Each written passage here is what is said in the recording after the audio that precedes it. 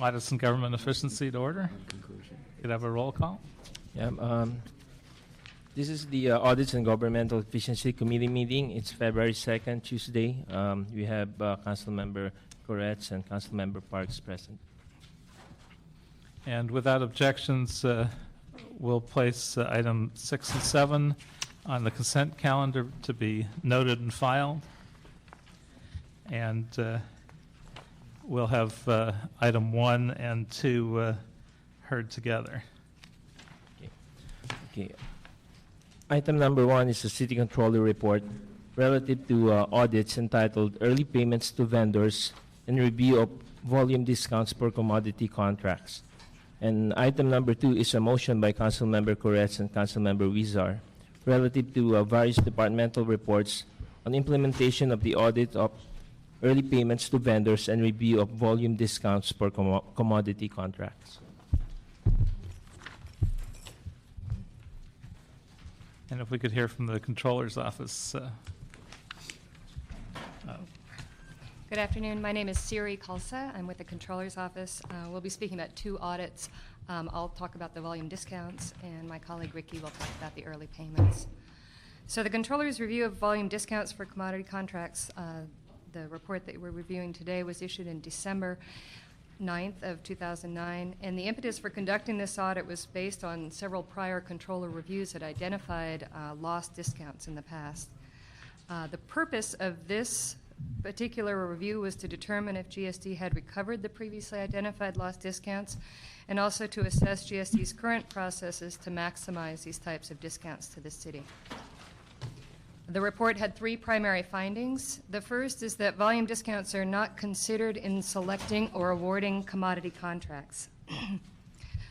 For formal bid opportunities, GSD typically provides the city's estimated historical expenditures for the commodities in question and invites bidders to offer volume discounts, but it's not required. Also, the award decision is based only on unit pricing and doesn't consider the effect of the volume discount on the cumulative purchases over the contract term. So we had made a recommendation that GSD broaden their current practices to proactively encourage bidders to offer their discount provisions at various volume thresholds and to consider that effect on total cumulative purchases throughout the contract period. The second primary audit finding was that the previously identified lost discounts had not yet been fully collected. GSD had attempted to collect them all, and some had refused to pay those requested amounts. Our audit found that how GSD had calculated those amounts may be in question because it was based on orders that had been released rather than goods that had been received. So we recommend that GSD recalculate those unavailed discounts and make any necessary adjustments to their collection efforts. The last primary finding was that GSD lacked an automated process to ensure that volume discounts were applied timely and accurately. The system that they did have in place basically relied on procurement analysts to periodically check the SMS system to determine the cumulative amounts of purchases under those contracts and when that cumulative order amount had been reached to effect an amendment. Because it was a manual process, there were some risks that not all discounts would be captured timely. So we recommended that GSD automate that tracking and monitoring of the purchased amounts excuse me, based on the goods that were received so that they could more timely and effectively avail of those discounts. Now, how can we require the vendors to include these volume discounts? Well, we had a recommendation that GSD work with city attorney to determine if that was really possible, if that could be a requirement. Right now, our recommendation is that you strongly encourage, and I think it's how it is placed in the bid document as far as how that is encouraged. So have you already worked with the city attorney's office to figure out whether we can sort of force that into the process? Ken Desowitz, Director of Supply Services for General Services. Now, we're still working with the City Attorney's Office. We have, over the past 2 years, worked with them to revise the language that is in our current solicitations through the previous efforts, as was mentioned by the Controller's Office, previous reviews that have been done, previous audits that have been done. So that language has been revised a few different times, and we're going to go back to the city attorney's office and attempt to work with them to see if it could be revised further.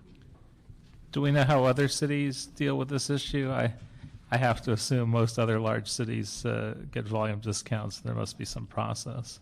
We do get volume discounts. Other cities, I'm not aware of any city that mandates additional volume discounts. Now, I must explain that the discount that we're talking about is over and above our original estimated expenditure.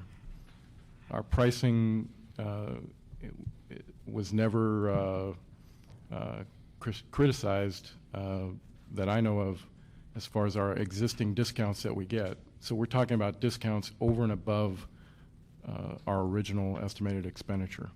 But we're saying if we agree we pay 25 cents for a pen and we pay that whether we order 1,000 or 100,000, it's obviously a missed opportunity not to get some sort of volume discount for that, even if the original price was an okay price for the smaller volume purchase.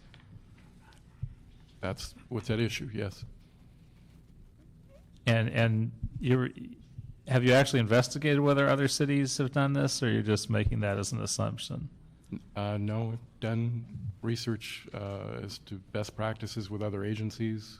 And we're not aware of any agency that requires a discount over and above their original estimate. As we know, That requires it. There's other agencies that ask for it, as we do. And we have contracts that have those provisions, but they're offered in the bid process by the supplier. They're not mandated by the city. right. I don't know if we do better than we've done in the past, but I remember during Joel Wax's time with the city, we would have a large contract, and he'd send his staff out to Staples and buy stationary supplies for less than we were paying per item. So clearly we haven't been taking advantage of that historically, but hopefully we're making a better effort at that now. So what about the other issue, the billing issue? If I may expand on the Oh, please. former issue, one of the recommendations we also have, not only Ferry Safari, City Controller's Office, one of the recommendations that we have is not only the volume discount over and above what was anticipated. We are referring to a staggered varying volume discount before even we get to the total expended amount. That is the approach that we recommended that GSD explore in terms of getting the best prices. But again, that's not being implemented yet. I don't believe so. Okay, thank you. We disagree with that recommendation, and I'll try to explain why we disagree. We think there's actually a greater risk of paying a higher price when you do that. The way our contracts are structured now, they're called requirements contracts with an estimated annual expenditure. That's the amount that, with all good faith, that we know the city is going to spend on that contract. What the controller is recommending is that let's say that contract is valued at $100. I'm just using that for simplistic terms. Controller's asking or recommending that we get a discount for the price of $1 to $25, from $25 to $50, from $50 to $75, and from $75 to $100. We believe that we're getting, the way we structure our contracts, the best price from $1 to $100. And if you go back now and restructure these bids, suppliers are going to say, oh, there's an opportunity. I can raise the price from $1 to $25 and give a different price, a lower price from $75 to $100. But when you look at the aggregate, we're actually going to be paying more, or potentially going to be paying more. So you're saying we either do or in theory hope to do it in a staggered way to achieve these volume discounts. So we might pay one price for the 1,000 pens in my example and another price for 100,000 as the volume goes up. Under your example, if we knew up front that we were going to buy 100,000 pens, we would want to pay the price that we're going to pay for 100,000 pens when we bought just one pen. But under the recommendation that's being proposed, we would pay a higher price if we bought one pen. We would only get the lower price once we got to the truly higher. To the amounts, 100,000. the 100,000. But you're saying this way, we do it in a staggered way, where we expect to buy 100,000, but if we only purchase 50,000, we probably pay a little higher rate. That's our belief, that we would be at risk of paying a higher price under the recommendation that's being proposed. And to clarify, the recommendation in this method is what again? This is a varying threshold at different level of usage that we anticipate to have. We believe that would open up opportunities for competition for other vendors when they consider the bid. I am not sure of any study that GSD has done to come up with a conclusion that it was going to cost more. This is a method that we believe is available to the city, to obtain the commodities. We also weren't given any evidence of any other public agencies that had contracts where they were paying less as a result of this method.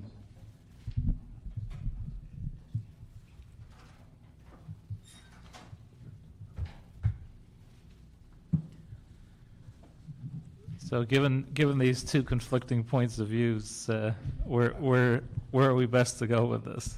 Well, as we said, we'll discuss this further with the city attorney's office. We do frequently conduct market research on our existing contracts. Whenever there's a price adjustment or a request for new items to be added to the scope of a contract, we go through an extensive market research process evaluating pricing from other local agency contracts before we amend those contracts to allow for the increased pricing. So this provides us with an opportunity to review other agencies' contracts. Again, we'll review this recommendation with the city attorney's office, and I believe we're asked to report back to the controller within, I think it was 45 days or 60 days, and we'll do that. And part of that is to look at an automated tracking system. John Tripgoda with General Services. We've already taken steps to implement a tracking system that will assist the procurement analysts in navigating through the system and have some sort of a automated feature that will tell us when we've achieved those discounts that we're capturing. So that's already in place. It's been in place for a couple of weeks. It seems to be running smoothly, but we're going to continue to monitor and work with the procurement analysts to tweak it as we go forward. Okay, so I presume at the end of this, one of the recommended actions will be coming back in 45 days with an update on how that tracking system's working and on the other issues that we discussed. And perhaps more notably, let's hear about the billing systems and timing of them.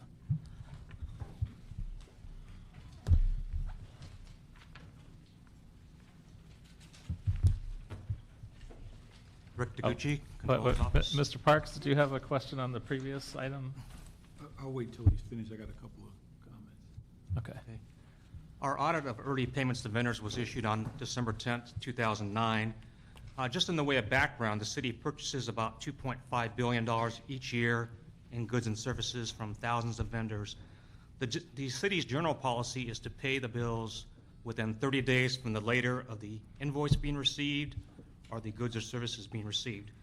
Of course, if there's a discount involved, then the department should try to take those discounts. The objective of our audit was to determine if the city could increase investment earnings by delaying payments until closer to the due dates. In general, what we found is departments pay bills as quickly as possible, and they don't really consider trying to maximize investment earnings by paying closer to those due dates. We found that the city could increase investment earnings by as much as several $million if they delayed paying the vendors closer to those due dates instead of paying as quickly as possible. The solution is fortunately relatively easy. The city uses two different systems to initiate payments to vendors. For purchases of services, the city uses the FMIS system. For goods and services, The detailed transactions are entered into the supply management system, or SMS, operated by GSD and ITA. Even with SMS, the payments first go through they're passed to FMIS to actually make the payment. Both systems already have a scheduled payment date feature built in. In terms of FMIS, the feature is being used on a very limited basis. We talked to 6 departments. Either the departments didn't know about the feature or they didn't know how to use it. And the way it works is, let's say the goods are received on January 28th and the invoice is received on February 1st. Well, the payment wouldn't be due until about March 1st if it didn't have a discount. So what the department would do is just they would go into the scheduled payment date field and put the due date as March the 1st. And then they would go ahead and process the payment as they normally do in terms of putting that transaction in the system and obtaining the approval. So it's kind of transparent to them once they put that March 1st date in there, because the system, what it would do is just hold that payment in the system until about 5 days before March 1st, and then it would initiate the payment to the vendor. In terms of SMS, GSD and ITA indicate that there's some type of scheduled payment date feature that's very similar, but they're not sure exactly how it works, so they need to do some research on that to see how it can best be implemented in the city. Another problem we found is that very few contracts with vendors specifically indicate when payments are due from the city to the vendor. Several of the contracts indicate when the vendor is supposed to submit the invoice to the city, but not when the city is supposed to pay the vendor. So we believe that the mayor's office needs to issue a directive to clarify when payments to vendors are due and require that contracts specify these timeframes. Implementing these recommendations will require the cooperation and coordination of various city departments, but based on the potential for the investment earnings, we believe that these recommendations should be implemented as quickly as possible. So essentially what you're saying is that the city pays its bills the way I do at home as an individual, which is I get the bill, I don't want to misplace it, I don't want to have any penalties, so I just pay it. And it might cost me $50 a year, but I don't care, I'm an individual, it's a small amount of money. And, I don't have to operate in a business-like manner at home, I just pay my bills. But were we to use more sophisticated computer systems and other systems, we can literally save ourselves a number of millions of dollars without really losing anything or having to really put ourselves out very far to do it. Yes, that's correct. So how do we guarantee that this happens? Is this getting full cooperation of every city department, or do we need a motion to direct all departments to participate in this? On the FMIS side, we spoke with our financial operations division, and they're going to be putting out guidelines to departments on how to use the scheduled payment date feature. Those guidelines are supposed to be issued by the end of April. In terms of SMS, I'm not sure where GSD and ITA are in terms of researching that particular feature. I can speak to SMS, but first I'd like to just clarify. Ricky did indicate that throughout the city there's $2.5 billion that is spent that his audit addresses for payment considerations. Of that, approximately $500 million flows through the SMS system. These are all commodity-related contracts, commodity-related purchases. All of the commodity contracts, commodity purchase orders do have due dates for the invoices from vendors. So we do state in our payment terms, for instance, invoices will be paid within 30 days or 2% within 25 days, whatever the vendor quotes to us. In terms of the automatic payment feature, there is something in place with SMS. We have not used it in the past. We will work with ITA to test it and see how that will impact the workflow and the interface of data between the SMS system and the FMIS system. It is something that is high on our radar to look at, and we'll be taking a look at that in the next couple of months. So obviously with easy cost savings, it has to be a priority, and it's got to be done. It is. In every city department that can do it. Right. We can only address the SMS side of the fence, and it is something that we take very serious, and we will look at that. So where's the rest of that, and how do we make it happen? Yeah, that's through FMIS. Again, that's the Controller's Financial Operations Division that's handling that. GSD is correct about roughly about 80 to 90% of the 2.5 billion is FMIS payments, which is for services as opposed to commodities. And those are similarly paid for, and probably paid for earlier than need be as well. Yes.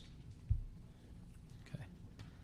Councilmember Parks, do you have any questions or comments? Let me just ask, when you mentioned that many of the invoices do not have a date for payment, then what is the guidance for the city as to when they pay or are deemed to be late, or they just make their own judgment?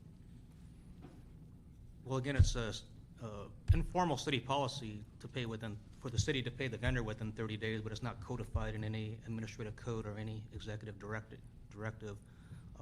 In terms of when the vendor will submit the invoice, sometimes that's indicated or sometimes the vendors actually will indicate payments due within 15 days, but it's not backed up by the contract. The contract doesn't say that the city is obligated to pay within 15 days. Okay, but I was wondering, you said earlier about there was invoices that did not have information about when the payment was due.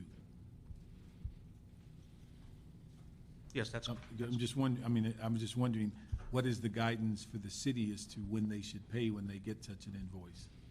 Do they then default back to the contract? Well, again, that's what we're asking for the mayor's office to provide some clarification to officially make that 30-day policy into some type of directives to the cities to indicate that is a city policy to pay the bills within.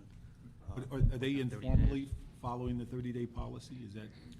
I think what you're describing are payments that are made through what's called an AFE process, or Authority for Expenditure process, where there actually is no contract. Okay. The city just receives a bill, and there's a process to get that bill, and these are services or subscriptions that we're talking about. They're not. But your normal policy is 30 days is that what you follow? It's not my policy. Well, in terms of the commodity buys, Either one. I'm just trying to get some Okay. sense of it. That's all.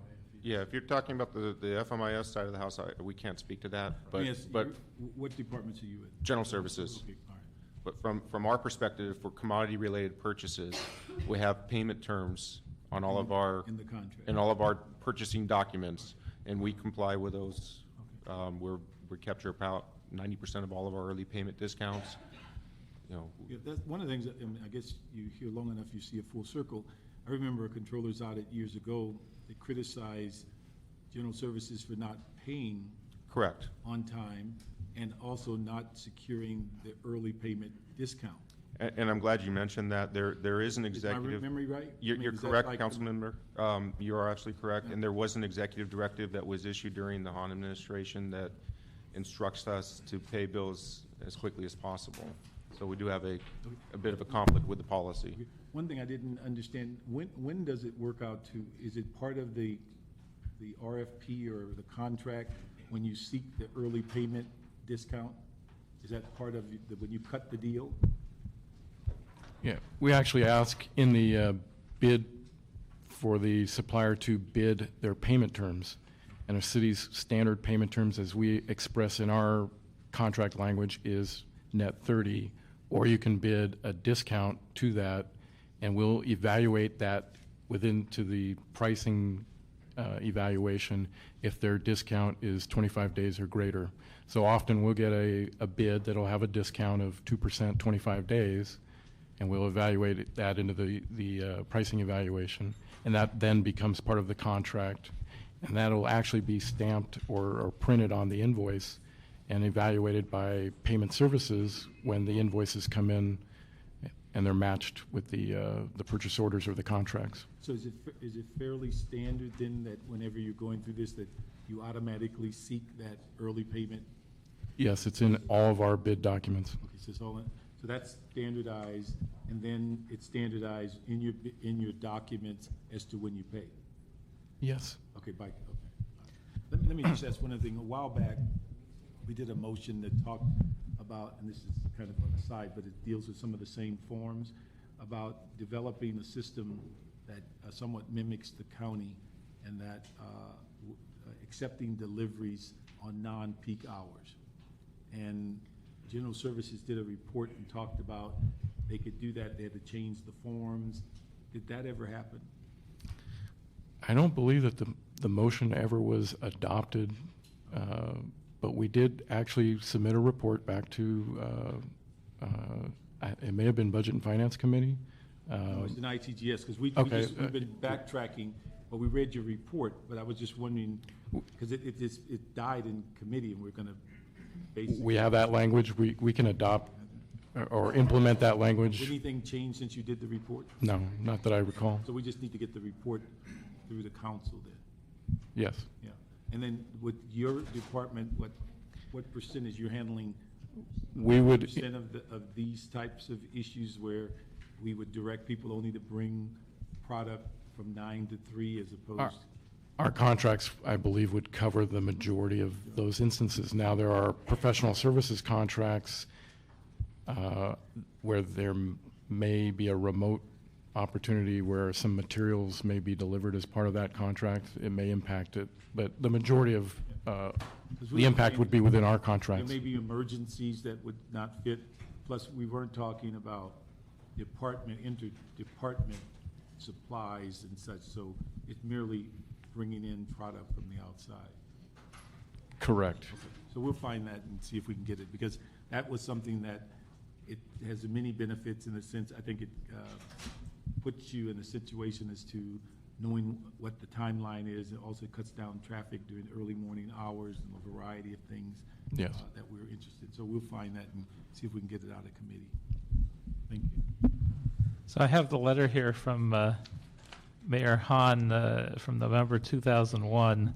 The problem back then was that, according to the letter, there were over 22,000 late invoices, and that those late payments were resulting in the loss of discounts from discount deals. So I guess the problem is in both directions. We want to be able to pay within 25 days or whatever the discount amount is, but we don't want to be making those payments on day 2.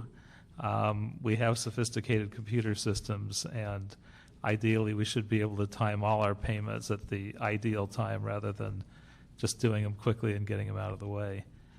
Do we know if we have the system maximized, what a dollar figure is for the whole system working appropriately? Does the controller have an estimate? An estimate of, what was that? What the dollar savings would be in a fiscal year, were we paying all our bills at the ideal time and paying them early enough to get all the discounts that are available, but not paying them early enough that we lose substantial amounts of interest? Well, the audit report indicates a maximum of $8 million. That would be on the high side, though. We think it's going to be at least a couple million, though, each year.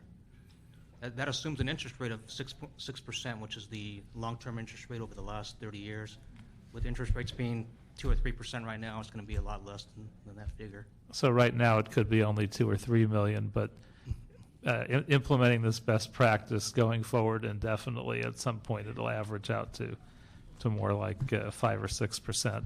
Again, it's historically. pretty difficult to tell, but we think it's going to be several million. It probably won't be as high as 8 million because we assumed that pretty much 100%. There could be some situations where a discount does, or that they can't pay it earlier than 30 days due to various reasons. But if we systematize this, there's no real reason why we couldn't get close to 100%. Right. I mean, if it's all in a computer system and it's all done right. So probably long-term, somewhere between $2 and $8 million of annual savings. When do you think an appropriate time would be to come back with a report on how this is working? We were originally thinking 45 to 60 days, but based on the implementation that timing where some of it's going into effect, I think it was set in April, mid-April. when can we get a good handle on it? 90 days? Yep. What Perhaps, seems like an may- appropriate amount? Maybe the end of May. End of May. Okay, so why don't we, I would move without objection that we get a report back on that piece of it at our second meeting in May, and that we get a report back from the volume, on the volume discount issue around 45 days, give or take, when our next meeting is. So I'd make that motion without objection. Let me ask you, are we going to move forward the item on paying close, I mean, is that going to go separately? Which Paying- is that? The item that pays, we're basically recommending that they pay closer to the due date. Or is that? Yeah, that's what they're, in the process of moving forward. The question is whether, it sounds like we don't actually need a motion on that, but perhaps a status report letting us know how the implementation is. And if you run into difficulty, then we could move that to the council to give more direction to departments to participate. But if it's going well, might not be necessary. So both of them are going to report back? Yeah, both of them are. I would just yeah, like to report make back. sure in the committee report, whenever one's done, that we not lose that little piece about the discount for early payments, because you'd hate to see the pendulum swing one way and then we go back. And so I think we got to talk about them in the same sentence, that we encourage that when at all possible, we get the early payment discount, but when we do have to pay, that we then use the slide rule as to getting us close to the date to save as much money as we can. Right, we want, for each billing, we want them to identify the perfect time to pay and then to implement that. So thank you very much. So just for clarification, Mr. Chair, you're approving the city controller report and Yes. move it forward, and also the motion as well, right? Yes, we're noting and filing the controller's report and approving it, and asking for those reports back at the times we suggested.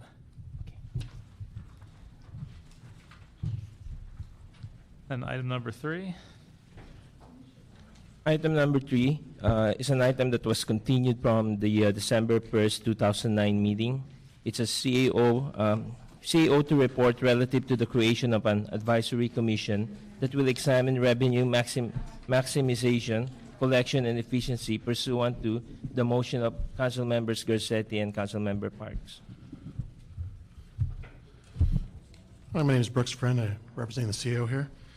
This report was requested by this committee to have us look into developing a commission that would look into revenue collections and how to maximize, I guess, collections and efficiencies to improve our overall revenue situation, especially looking in the current financial trends that we see forward in the future. And, pardon me, coming off a cold here. I guess what we're looking at here would be the composition of the committee, the areas of focus, and the commitment of city staff support. We would recommend that this commission be called the Ad Hoc Commission on Revenue Efficiency. The commission would consist of outside experts and they're knowledgeable in areas of revenue collections and revenue enhancements. The commission would consist of 7 members, 2 appointed by the mayor, 2 appointed by the council president, and 1 each appointed by the controller, the chair of this committee, and the chair of Budget and Finance. We would like to see that the commission lasts for about 6 months so that we'd have recommendations that would come out that would hopefully have early impacts on our financial situation. This committee would be subject to the Brown Act with all the things in terms of posting the agenda and allowing for public participation. Adoption of this report wouldn't require, at this time, we wouldn't recommend any city staff for it, and that we're hoping that we'd see positive impacts, but we don't have any that we recommend at this. We don't have any understanding of any impacts in the revenue at this time. Do you have any questions about? Well, and so to read this just for the record, we direct the commission to evaluate and recommend improvements in revenue collections, tax compliance, accounts receivable collections, new revenues, centralized billing, implementation of the city controller's audit of city collection practices and other revenue-related ideas. And this would instruct the Office of Finance, CLA, and CAO to provide some staffing support to the ad hoc commission. So you're recommending no staffing? Within the current staff that we have right now. No additional staffing. Well, that wasn't the CAO's recommendation that we have here. So, I thought the recommendation is that the staffing would be supplied out of the current, no additional staff would be, I'm saying this wrong. It would be within the current staffing that's right now that the CO, CLA, and the Office of Finance have. They wouldn't be given extra bodies to, run this commission. right, but they would staff it under existing Yes, staffing. with their additional staff. So there would be some staff. Yeah, there would be staff. It just wouldn't, we're not saying that, to add positions for this. These are And- tough, I guess these are extraordinary times and will require extraordinary measures. And I hope we can give direction as well to ask that departments give access to these commissioners and work closely with them to help them identify ways to deal with these issues. I certainly would hope so. And Mr. Parks, do you have any questions or comments before I have me just speakers ask- from the audience? Has the CEO given any thought to, are they, as far as membership on the ad hoc committee, are there any conflict of interest if people that actually may work for the city in collections or in that area? Because we're just trying to get an idea, are there some limitations on who can be selected or identified to be members?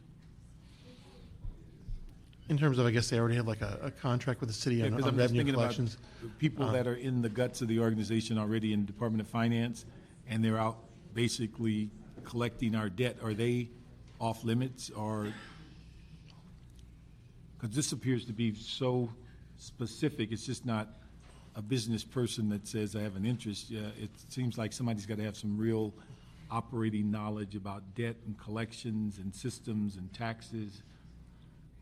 Well, we're talking about people that have, you're right, knowledge about revenue collections or just revenues and also revenue enhancements. I had not thought too much, I guess in the same way, I'm trying to think about like the Business Tax Advisory Commission, was it a committee? I have to go back and work on Yeah, that we one. could just kind of check, maybe check I sure with will, ethics, yeah. whether we're in violation if you pick somebody that is already in the business working for the city. I mean, whether that's viewed as a conflict or. Okay, yeah, I'll have to check on that because I guess you kind of caught me on that one, Yeah. so. That's Yeah. fine. And why don't we hear from our speakers under citizen comments? First speaker, if I can read his handwriting, is Guy Lipa. And although I'd asked folks not to abuse it, I think this issue is technical enough that we'll give more than 2 minutes. Just don't go too far over. I'll be quick. Thank you, Chair. I'm here on behalf of the City Council President, Eric Garcetti, and ask for your support to adopt the CAO recommendations on implementation of the proposed Revenue Commission. Thank you, Chairman Koretz and Councilmember Parks, for expediting the work on the Council President's motion and for your work on efficiency in government. The City of Los Angeles is facing a $200 million deficit this current fiscal year, and the estimates for next year are more than double that amount. The Council President urges that we put a diverse group of individuals to work to help us tackle our critical need for government efficiency and revenue and debt collection. Now more than ever, we have to work faster and smarter to collect revenue to enable our great city and city workers to continue delivering core services. The Council President would also recommend allowing the Commission a 6-month extension if necessary, and allowing Commission members to serve on other city commissions in the hopes that we can leverage the information commissioners have learned from the city departments and commissions and put it to good use in revenue collection. We would also recommend that the diverse group of appointees include individuals from business, labor, and neighborhood councils, as well as those with specific expertise in government efficiency and revenue collection. Thank you for your thoughtful time and attention on this matter. Thank you. Ron Galperin?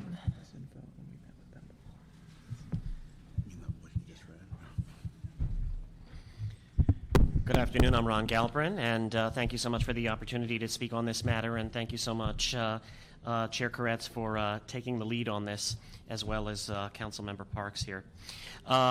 Clearly, we are leaving way too much money on the table, and everybody has talked about what a tough time the city of Los Angeles is in, but I know that I have studied this for a long, long time, along with many others, and there is still so much money that is being uncollected for a variety of reasons, in terms of the practices that we have, in terms of collections, in terms of lack of centralized collections, and that's to say nothing of all of the things that we don't even necessarily have on our radar. For example, and I had talked about this, I believe, previously when I was here.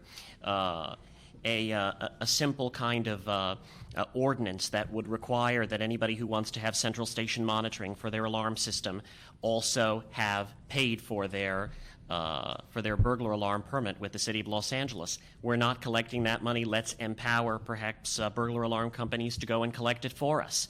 Another example, go on to the City of Los Angeles website and try and pay to register your pet. If you can do that, I'll give you a great prize. It's nearly impossible, and it also explains why we only have about 20% compliance with that in the City of LA. So great opportunities. I think that this commission can do a tremendous amount to really focus on how do we collect this money for unbilled services, how do we suggest certain ordinances that will make it easier. And I think one of the things we can also look at is the issue of real property-related revenues that we're not going after. The county has actually started to move on this, issues of real property transfers happening within entities, and that escape both documentary transfer tax and the increase in property tax assessments. A lot of money at stake there. I'd be happy to talk in detail about any of those, but I wanted to just echo what it was that was said by the council president and the communication that was presented. And I thank you very much for the opportunity to be here. I wonder if you could go into a little bit more detail on real property transfers and where the money is, and any sense of how much money could be obtained that way. I'll give you an example of what I'm talking about when we're talking about these kind of real property transfers. When one individual transfers real property to another person, the deed goes from person A to person B. That deed gets taken down to the LA County Recorder's Office. As a precondition to recordation, there's documentary transfer tax that is paid on it, and the assessment goes up accordingly. But when that property is owned by an entity, let's say 1234 Main Street LLC, and you even transfer 100% ownership within that 1234 Main Street LLC, well, what happens is there is no actual recorded deed that evidences that. And so it ends up escaping both the documentary transfer tax as well as the increase that we would see in property tax assessments and, of course, in property tax paid as a result.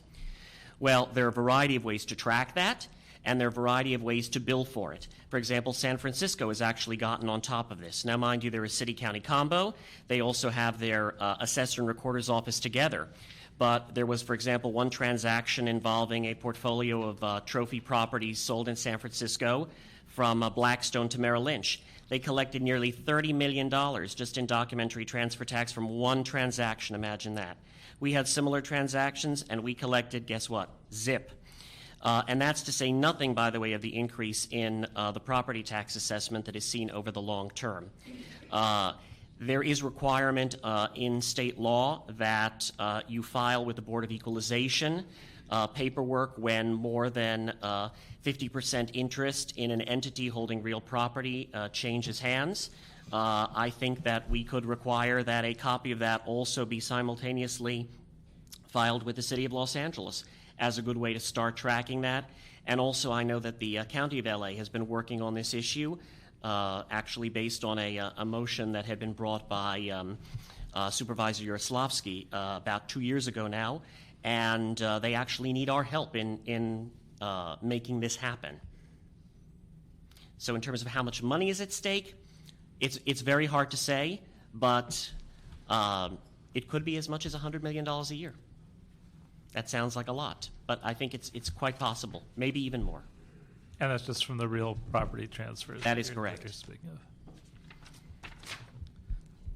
Councilmember Parks, any Let me questions? just ask, is what you're talking about, does that require some legislation, or is that just require some rule changes in the assessor's office? How does that work? Well, it's a very interesting question in terms of what kind of rule changes would be needed. And there are various layers to this. Part of it is just enforcing the law as it exists right now. Because under the Revenue and Taxation Code, and by the way, the county code and the city mirror this exact same language, that increase in assessment, that documentary transfer tax, for example, is due whether or not there is a recorded deed. So anything that evidences a change of ownership. So we could just be enforcing the existing law. Now, That's by whom, though? Pardon me? By whom?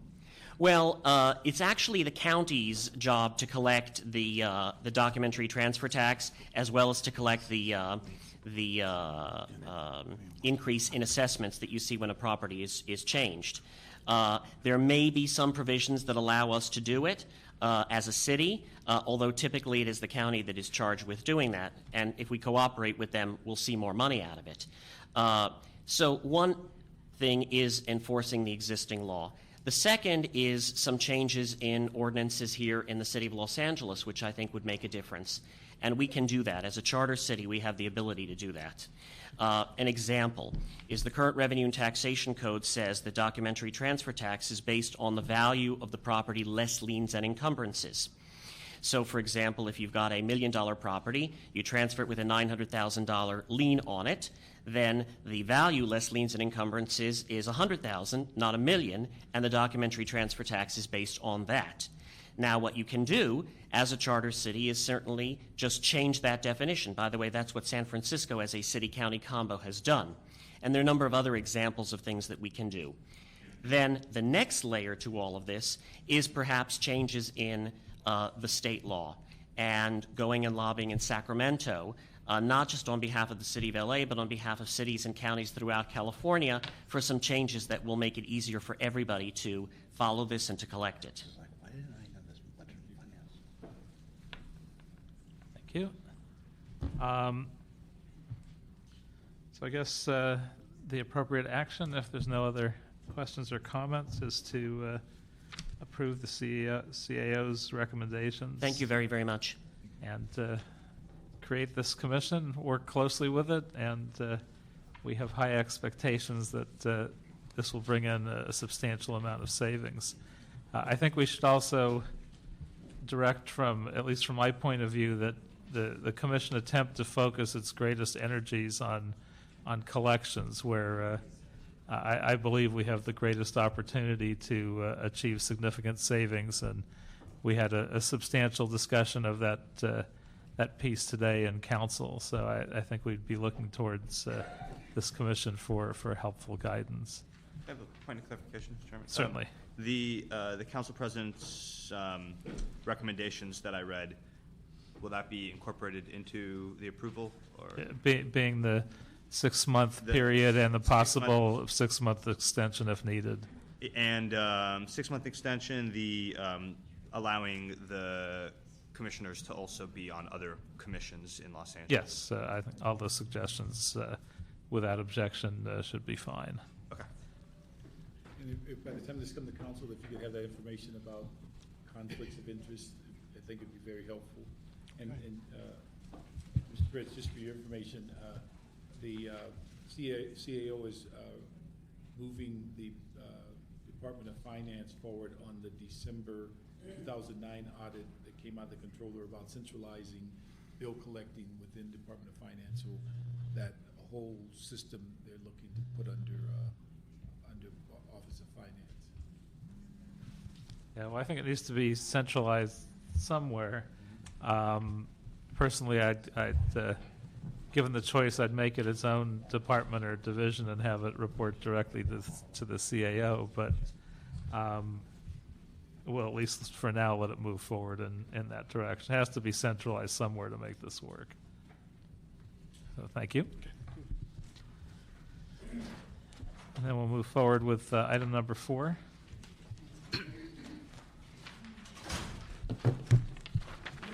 Item number 4 is an item that was continued from February 4, 2009. It's a city controller report relative to a review of increased civilianization of the Los Angeles Police Department and communication from the mayor relative to the controller's audit. This item was also referred to the Public Safety Committee.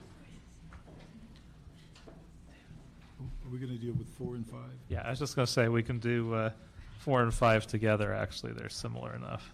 Okay, item number 5 is also an item that was continued from February 4, 2009. It's a Board of Police Commissioners report in response to the motion of Council Members Huizar and Council Member Zine relative to the status of the civilianization project of the Los Angeles Police Department. This item was also referred to the Public Safety, Personnel, and Budget and Finance Committees. Sandy Jo MacArthur from the Police Department. Gloria Gruby, Personnel Group, the Police Department. My name is Nick Conway. I'm the principal of Arroyo Associates, and we are the firm that conducted the study under contract to the City Controller's Office. I wonder if you could start by summarizing that study. Very briefly, the study scope was to identify and evaluate the feasibility and potential financial and operational impacts of increased civilianization within the department. The study involved a department-wide assessment of those objectives and to identify the functions and the positions that could be civilianized. In undertaking that study, the review was conducted from July 2007 to approximately January 2008. It involved actually doing data and document review of best management practices and survey of other departments throughout the United States, conducting one-on-one and small group interviews throughout the organization. In fact, over 120 interviews were done throughout the course of the study, as well as looking and benchmarking practices and policies and procedures employed by other departments throughout the state of California, in addition to those throughout the United States. We identified several key issues, and they specifically relate to the recognition that there is a sworn culture within the police department that is universal throughout the industry and the profession, but at the same time there is a growing recognition of the role of civilians can play in increasing the internal efficiency and effectiveness of the operations. For comparative purposes, the differential between a sworn and a non-sworn position is approximately $30,000. The sworn being the higher at approximately $130,000, and the non-sworn being slightly below $100,000. So, for point of reference purposes, that is the planning differential. That having been said, if civilians are going to be provided a greater role within the department, there needs to be greater attention paid to the career paths, opportunities, and training for those individuals in much the same way the sworn have enjoyed throughout the life of that department. There are specific needs and trainings for not only individuals but classifications and positions, and that often, as a result of not having civilians available, sworn personnel are taken out of their assigned positions in the field to perform those, if you will, lesser skilled and non-essential job duties and responsibilities that they were not hired to do, but rather do the sworn in the field. That, in the essence, was one of the major focuses of our study efforts, was to maximize the assignment and the opportunities for the sworn personnel, and do so while complementing that with the civilian. There are a number of challenges within the civilian ranks within the department, and namely the timely filling of vacant positions and the time lag required to do that.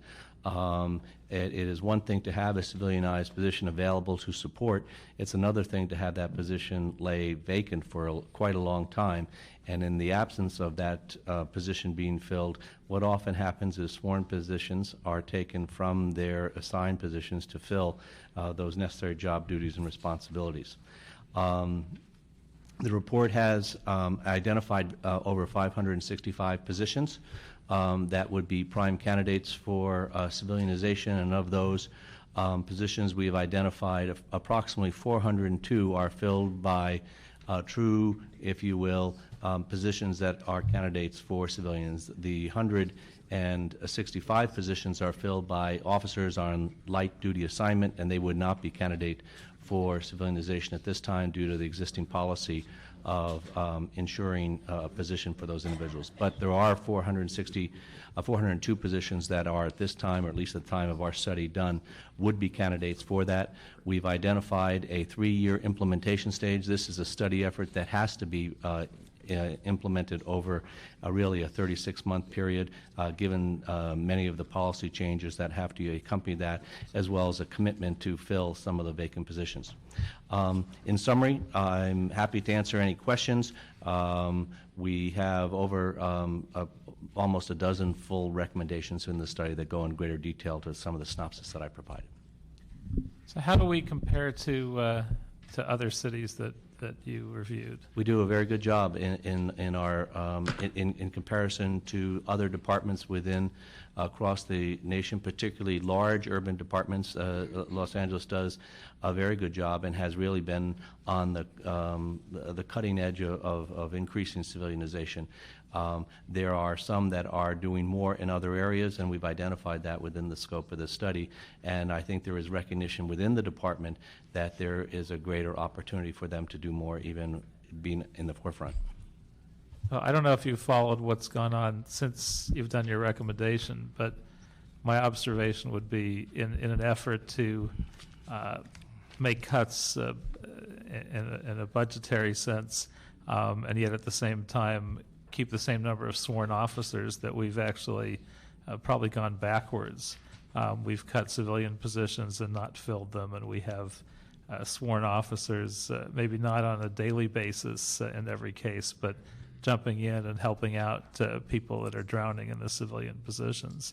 Have you followed that? Well, our report specifically addresses that, and specifically addresses functions within the department where that occurs, and that's a fact of running a department where, in fact, budgets are being reduced. At the same time, there is the goal to achieve a sworn complement in the field.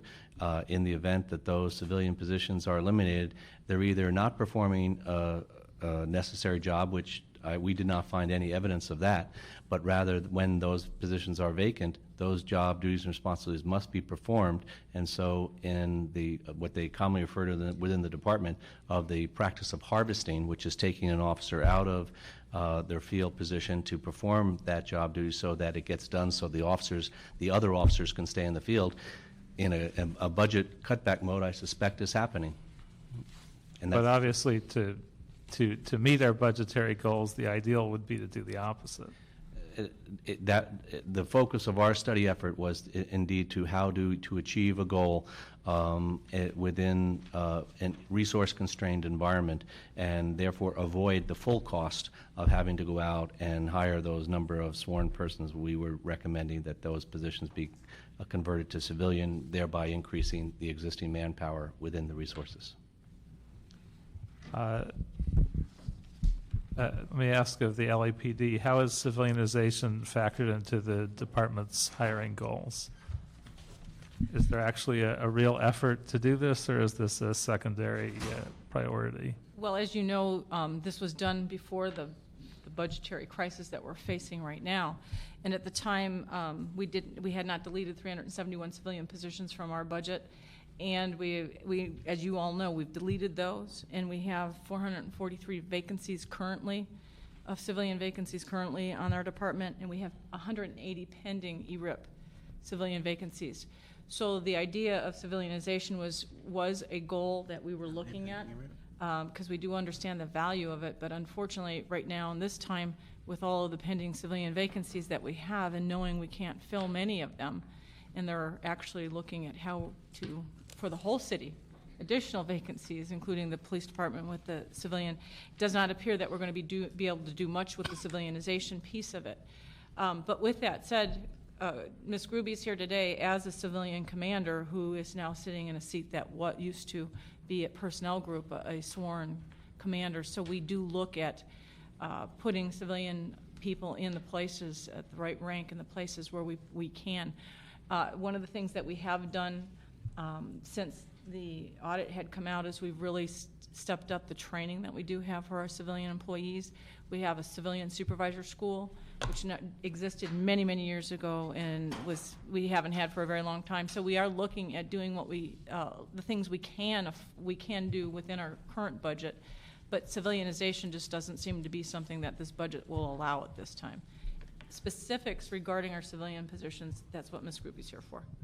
Now, has anyone given consideration to the fact that we're now sort of de-civilianizing, and we're making those cuts in civilians, and some of those positions have to be done. So we have sworn officers that I've always considered and have said many times are phantom officers, because we hire them, we give them the training, then they jump into civilian positions, and in essence, they're just overpaid for the job because we're wasting their skills.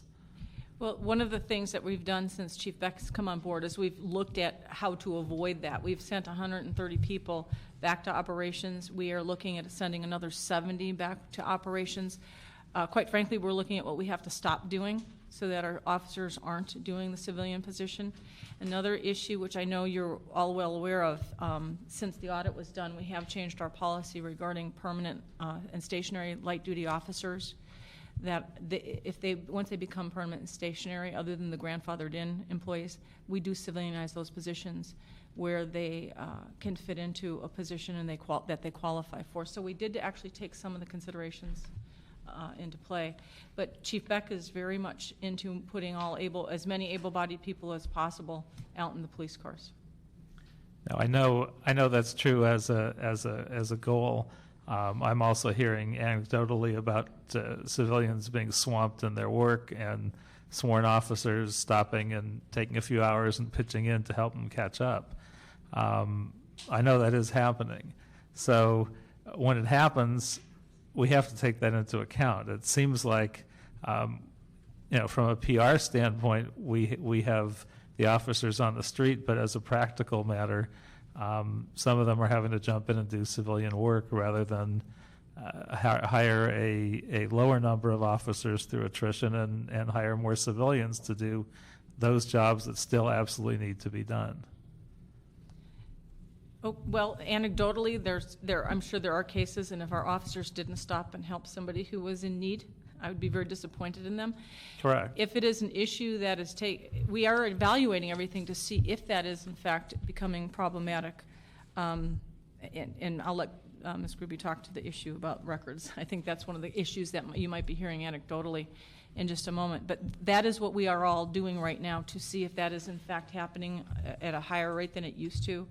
Again, finding out what we can do to prevent that from happening. Would we like to keep our civilian employees or hire new civilian employees? Absolutely, we'd like to do that, but we also understand the situation with our budget. I'm going to turn it over to you for a minute on the records piece of it. A few things we're doing with the civilians, for example, at our personnel records here downtown, we are no longer able to staff a night watch. We just can't do it anymore, so we've shut down the night watch, and anybody who has business with personnel has to do it during the daytime hours. Out in the field in operations, where our chiefs are going to be looking at decentralizing those records so that if a West Bureau officer works Wilshire, maybe tonight he's going to go to West LA to get his reports done, and then the next night it's going to be West LA's turn, and so on and so forth, because we just don't have those resources anymore. So we're looking at all sorts of things. Motor Transport Division is looking at redeploying their folks, also centralizing them and cutting down on the night watch shifts and just deploying during the heavy hours. We're looking at response time of the reports. If you want a traffic accident report, we have done very well with that right now. It's about 4 to 5 weeks. Those times are going to have to go up because we just don't have the resources to do those things, and what are nice to haves and what are luxuries. And we obviously have to look at our core function, and that's supporting the officers out in the field. And we're doing everything we can to try to redeploy and redistribute those resources as best as we can. It would be great to have more civilians and civilianize them, but obviously that's a policy decision that has to be made at a level higher than my pay grade. So I take it there's no current plan for attempting to increase civilianization of positions, even those being done by sworn officers currently. No, there's no attempt at this time because we know it will cost money, and then we're going to have to work with city personnel too to see what positions could be reallocated for that at some point. But what we are doing right now is, instead of going on anecdotal information, we're trying to find out, based on the anecdotal stories that you hear and others hear and we see, how many sworn really are doing positions, how many are the permanent positions that we grandfathered in that are light duty that are just going to stay here and then we'll utilize them, and how many people we could put out in the field. That's what we're doing right now, and then we could entertain that. I just don't think we're going to get approval to hire any more civilians at this time with this budget. Yeah, it just seems so counterintuitive to me that we're still hiring sworn officers, and then those sworn officers clearly are filling some civilian positions.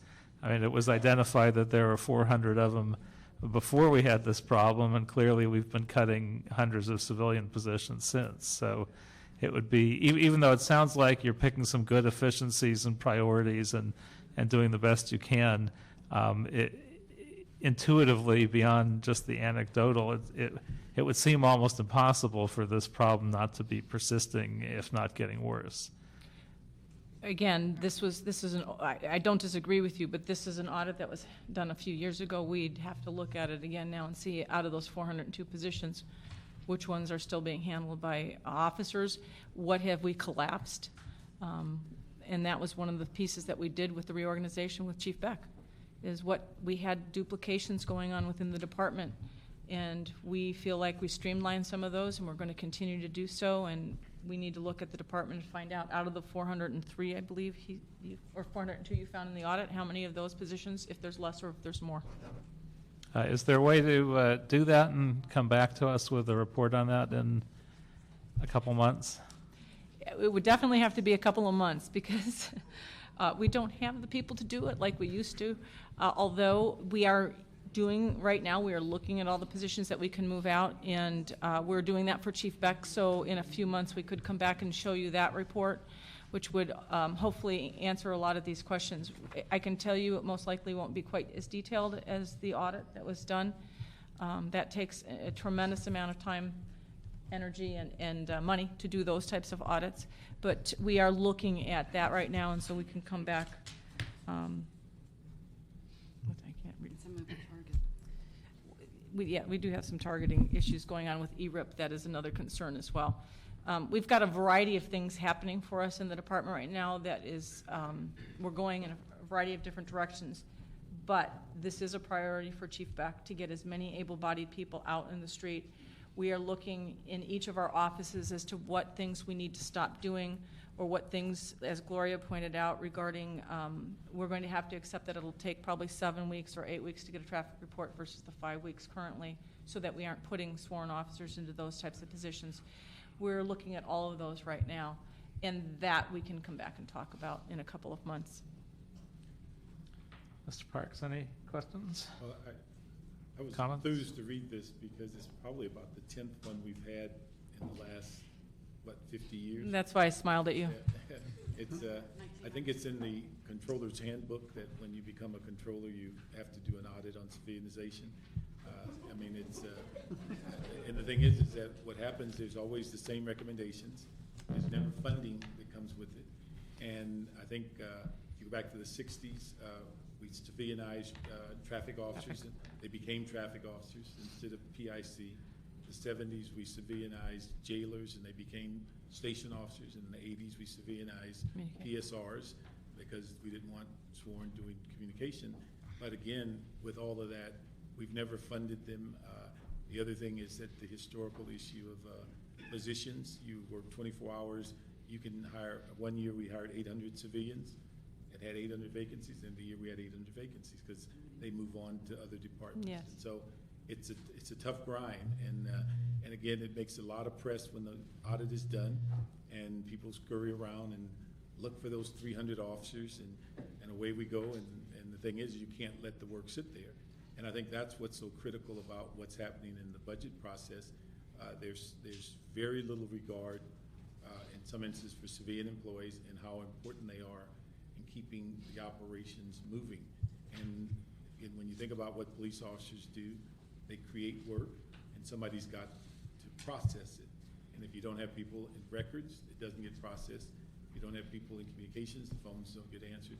And there's not a lot of appreciation for that because people kind of think, you know, you have the magical figure of so many police officers, and pretty soon you'll be over asking us about why don't the cars run if you don't have anybody put gas in them, and who's going to put those wheels on them, and who's going to fix the upholstery, and who fixed the windows, and all that's going to happen as we begin to realize these cuts in civilians are going to be more critical than most people realize. Same thing with the fire department. So it's kind of amusing to see the 6th anniversary of the Civilianization report.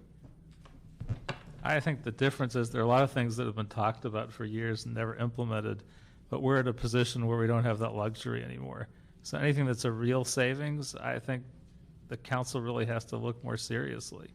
And when you talk about having sworn officers that are paid $130,000 instead of civilians that are paid a little under $100,000, I think we have to make those trades if they're doing the same work. We just can't miss this opportunity. I think tomorrow you'll see exactly what happens when you have a discussion in the council and they talk about police officers versus civilians. 10.5 out of 10 times sworn will win. There's no doubt. Well, it's interesting. From a budget standpoint, it makes no sense. Oh, no, it may not make sense, but that's reality, at least in the city of LA, is that when you balance between sworn and civilians, and you say, I have X number of dollars, and it's a finite amount, the bulk of the money is going to go to sworn, and the minimal amount is going to go to civilians, and you'll have sworn filling in, and it may not make sense, but that's the reality. And if you, tomorrow, when we have this discussion, if you stand up and say, cut 100 police officers so I can have 150 to 200 civilians, all of your colleagues would look at you and wonder if you had a bad morning. So that's the reality. Well, I'm inclined to think things may go a little more intelligently than that, but we'll see. I'm not putting money on it, by the way. I know the track record I've seen over the years. Keep your money in your pocket. We, by the way, have speakers from the public, so we should hear them as well. The first speaker I have here is Julie Butcher from SEIU 721, to be followed by Alice Goff from AFSCME Local 3050. So perhaps if it's urgent, we should actually do something. And so rather than spending money, it seems to me that we should save money. So just as an example of the mechanic that was just given, every time there's a high-speed chase, mechanics in the police department conduct a 72-point check of every vehicle. So we're not talking about paperwork. We're talking about genuine work. There are 26 police officers, police sergeants at more than that 130 or whatever that number is, in the jail. They could move tomorrow because there are competent civilian jailers and supervisors doing the work. So the idea of having shadow management, duplicating efforts of civilians, frankly, to have the conversation that we've always done it this way, we've had the same conversation, it's never resolved anything, I find a bit untimely.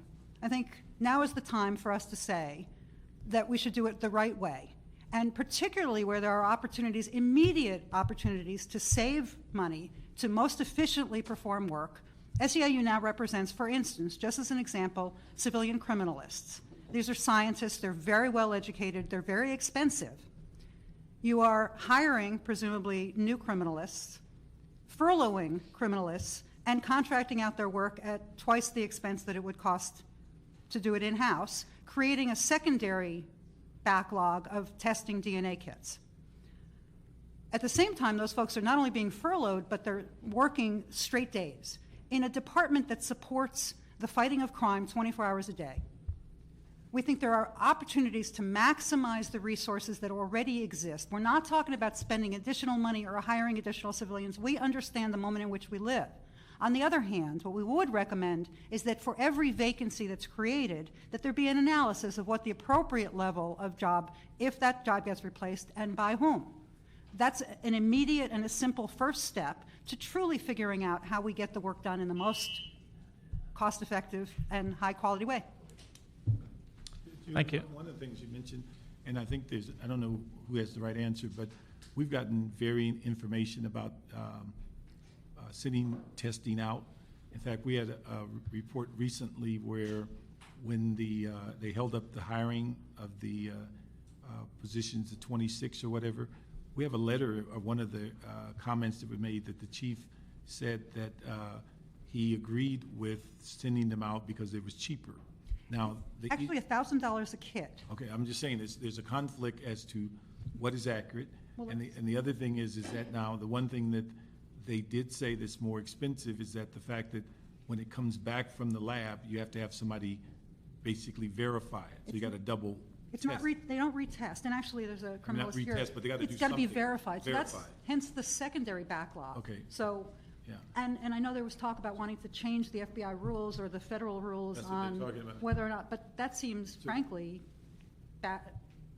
the wrong approach. Yeah, but I think the issue is that we're trying to figure out what's the appropriate level. Do you have so much money to go out for vendors and so much for staff? And the way I understood it is they were saying the staff was needed for capacity building for the fact that you have to do some work and then you have to verify. And then there was a certain amount that could go out for what they said was cheaper to go out to the vendors. So the We issue actually- is that that's something that we need to clarify because there's two different thoughts on what's cheaper or more expensive. Well, and that's certainly the fact will tell. It's our understanding that it's $1,000 per kit, which is considerably more expensive than can be done in-house. At the very least, I know what the action was to hire some piece of those 26. Well, they used up $800,000 to take us through about May to send the kits out. And the hiring process for, I believe, the first 10 will start in May, and they will basically be on board in next fiscal year. And Because frankly, they can only accommodate 10 at a time. right, but the idea of hiring at the same time that we're furloughing the same workers is just, even logic eludes me. But the thing is that it's illogical on civilians, it's not illogical on sworn. But these are civilians. These are civilians that, There are people that are earn- actually talking about hiring while furloughing. well, that wouldn't be us. I know, I'm saying. I'm saying. Thank So it's only logical in certain areas. Yeah, again, where we're trying to move that activity along, it makes no sense to furlough those particular criminalists. So if there's no other comments or questions, oh, there we are. Good afternoon. Sorry, I guess I wasn't fast enough. Many of the sentiments that Julie spoke about, and there was even some points made by. You like the way she said it, even. Yeah. Like I don't make points all the time. Well, that must have been a good day. You have a good day today because there were several things that you said that we agreed on, and most of the time, we don't. But that's okay. That's okay. We do it respectively. Because, when you were there, Chief, we talked about expanding the role of the police service representatives. I became a police service representative in 1981 as part of the second wave of civilianization in the department. And the absolute value and use of a fully qualified trained PSR is today being realized and appreciated in the divisions where there are shortages of officers. And because of the background of the police service representative, they're able to step in and oftentimes, take control of that station and run the station when the watch commander has to be out in the field. But for many, many years, we have, tried to work with the department to move this process along. And as you said, it just gets bogged down and seems like every few years it comes up again. We are, poised to move forward, to do it, and to really look closely at the positions as they are vacated. In the budget process, the civilian vacancies were just wiped out, seemingly to us, with no thought for how does the support services work of those officers in the field get done? How do we really get more officers in the field? We were happy to speak with the consultants at the time that the audit, was performed. We brought in our PSRs from the various areas, You know, the company was amazed to realize and then go and see the kind of work that civilians are actually doing. Again, the PSR class was a good example. We can further that in communications division by having civilian commanding officers there. It took a long time to get that thought through. Once R&I division was moved to having a civilian commander, nothing happened. The division didn't fall apart, and it could be the same with communications. I mean, there are so many areas that we could really work to make it happen and happen in a much more cost-effective way for the city. I think one of the things, the limitation for decades for PSRs leaving communication is you can never keep enough of them in communications. Well, so that was always the limitation. And I think Gloria was a PSR. Yes. And Nancy Janusa is a PSR. And right. But I mean, there's no doubt of the talent. The issue is, can you fill up enough seats to answer the phone in order to send them out in the field? And I think it was one time the most, I think we had 19 or 20. But the one thing I have to say on the issue, and this is just a bias, I mean, I just may mess up my good comments I made earlier, but for communications, the dilemma you have in civilianizing it is that that's your tactical operation for the city. So that's where people call in and say, the bail went up and there's a shooter out here shooting down people. That's why you have sworn people, because that's your command center for those kinds of emergencies. But it's the dispatch, it's the communications command center. It's not where the decisions of the deployments in the field are. Tremendous decisions on the first response, which often can make or break the incident. So that's why you can have civilians up to a certain level, but once you get into that mode, and it may not happen every night, but once you get into the mode that you are now going to be into emergencies, you can't have anything but sworn people directing sworn in the field, helicopters, and all that other stuff. Just a personal bias. Okay.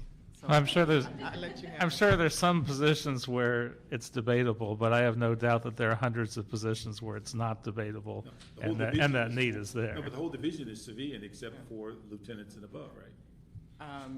Yes. The lieutenant yes. watch commanders and the captain. They So everything else is. They still have sergeants. There are There's sergeants sergeants still there? in the division. Okay, Sergeant, sorry. lieutenants, and the captain, Okay. commanding officer, now with the two centers. But I do want to just let you know that there's been tremendous progress on the whole hiring and training process of the PSR. I mean, we worked with the department to extend the training period and then implement the probationary period so that we have really addressed the attrition rate. Yeah, the training period was there. tough, Yeah. very tough. You get, a heavy attrition. And I missed one other speaker, Artemio Risalto from the Property Division of LAPD. Thank you, sir, for this opportunity. I really would like to speak on a certain group of employees within LAPD who are occupying a certain position called Property Dispute Coordinator.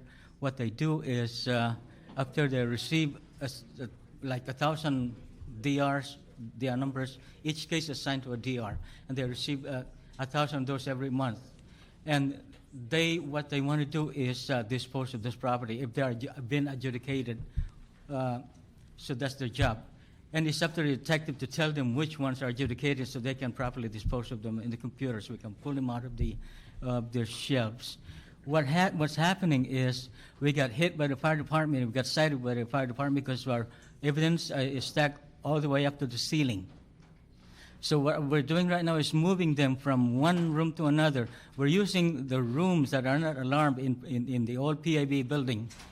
We are talking about marijuana, dope, cartons of marijuana. We're using them as temporary storage because we simply don't have any. And the main cause of this is the inefficiency of that group of 100 or so people occupying those spots, the Property Dispute Coordinator. Because what they do, they are assigned, but the respective divisions, they pull them up to do something else. So what they do is what you call investigative hold, just to delay them from disposal much longer. And so we are way stacked up with full room full of evidence and much more.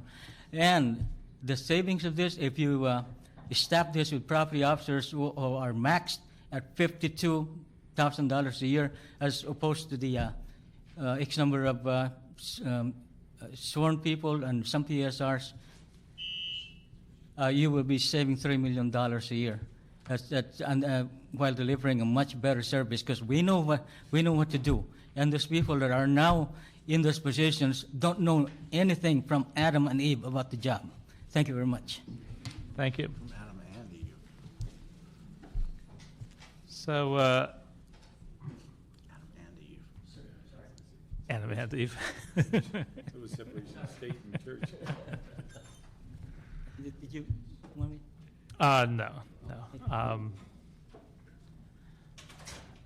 I guess what I suggest is that we hold the item for 60 days, and we ask that LAPD report back at our first meeting after the 60 days with a report on an analysis for attempting to implement a greater approach to civilianization, and to let us know what the chief's thoughts are based on the report that you're preparing.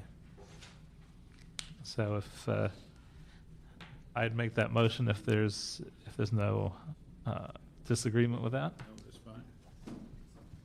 And so with that direction, I believe we are adjourned. I have no public comment cards here, so on that basis, we are adjourned. Proud of you guys.